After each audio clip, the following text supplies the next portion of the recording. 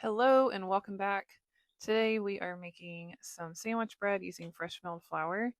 I'm getting my mixer prepped and my grinder out. I have the Wonder Mill. It's been really good. I've had it for a little over a year now. Um, it's been good and it does do well with a double batch. Like today, I'm doing a double batch of sandwich bread because we go through so much of it.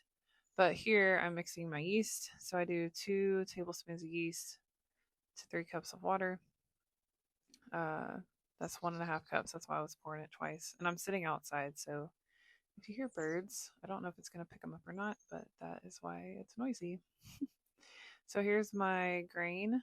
It's a mix of different wheat. It is like soft and hard red, probably some hard white. I'm really not sure. I get it from unsifted.com. I am not affiliated with them, but I do love the blend. It gives a high rise on the bread. And she also has little kits, and this is what I bought was this entire kit. It came with the Wonder Mill and 2 bags of grain, I believe, to try. And so it's a really good starter kit if anyone wants to start with fresh milled flour.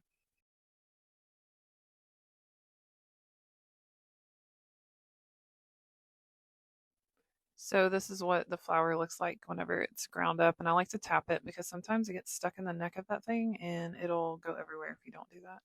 So there's the flour, and I just add about half of it to my yeast and water mixture and mix it up really good.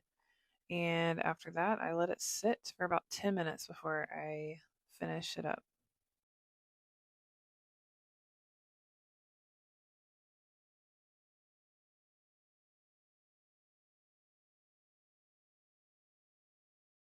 The next part is adding salt. So I actually had to sit down with my infant to get him to sleep. So that's why the bread on the left is really puffy. Usually it does not look like that, but it was sitting for a while.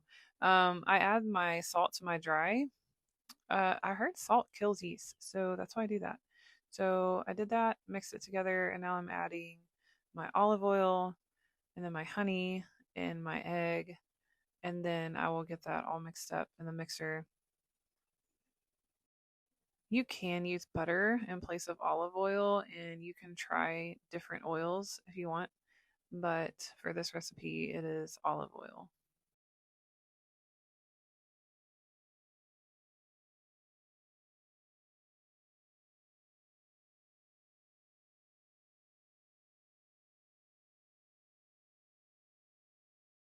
I think making bread is such a great way to just be the steward of your home. And that is something that I like to talk about for moms or stay at home moms who think they don't have anything to offer, or they wonder what their purpose is. Like, your purpose is to take care of your family, to serve your family. And this is just one of those ways, is to serve them good food or teach them skills that they can take with them. A lot of times the enemy likes to come in and tell moms that they are not good for anything, that they need to do more to be successful or noticed or whatever the reason.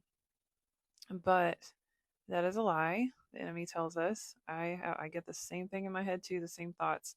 Especially whenever I just started out as a mom, I was like, "What am I doing? Like, there's more to life than just sitting at home and raising a kid." But that when you have a kid, like, that is the purpose of the life that you live, and especially as followers of Christ, like, we're raising up the next generation, and that's so important. Especially if you can be home with your babies, you are raising them up in the Lord instead of sending them off to school. Not that that's, and it's not always a bad thing, but um, what is shaping your children's views?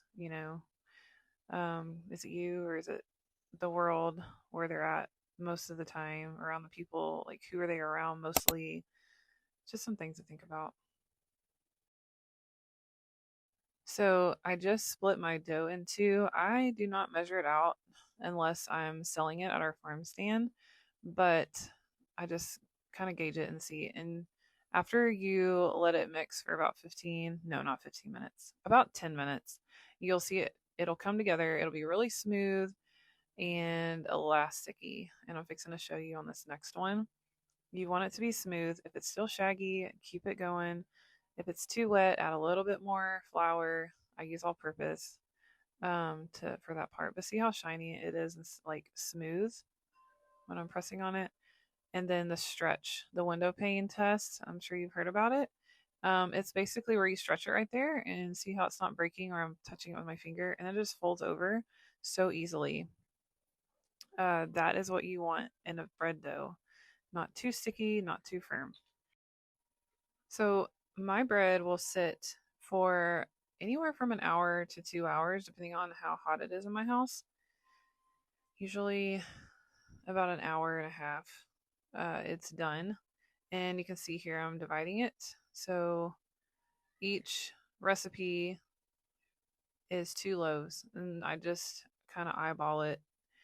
And then when you stretch it out, you want to make like a rectangle. I don't really have measurements on it. I just kind of, once again, I eyeball it. So maybe like 10 inches long by, I don't know, 6 maybe. I just kind of roll it into a rectangle and mash the ends down so they're sealed and seal the seam, which I was doing earlier, and then put it in my loaf pan. It will fill up as it rises. It will fill up. Oh, also see me punching the dough, so that helps the gluten structure like form better whenever you punch it, and then it will fluff back up better the next time because it does go through a second rise.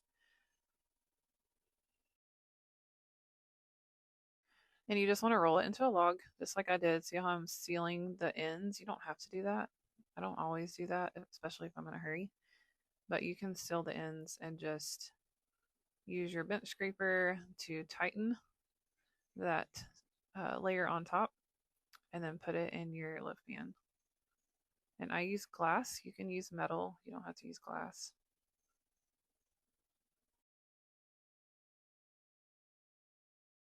If you notice a fly strip in the background, that is because we are dealing with flies right now. It is awesome. We have flies every day in the house. I don't know what to do about them. I have tried everything. The chickens aren't even near that close to the house. So why they're on our front porch all the time, they come in through the front porch. I have no clue. So here's what they look like. They're all finished, and I'm just gonna cover them with a towel, keep those bugs off there, and let them rise for another hour. And then they look like this. They're all nice and puffy. You want to make sure they stick up about a half inch to an inch over your pan. If you have these type of pans, these are like 1 pound loaf pans. Um, and then I baked mine at 350 for 35 to 40 minutes until the internal temperature was 190. And then I like to put butter on the top too. And that's what it looks like. You can find the recipe at peacefulpurposefulmotherhood.com. I will try to link that in the description for you guys. Thank you so much for watching and hanging out with me.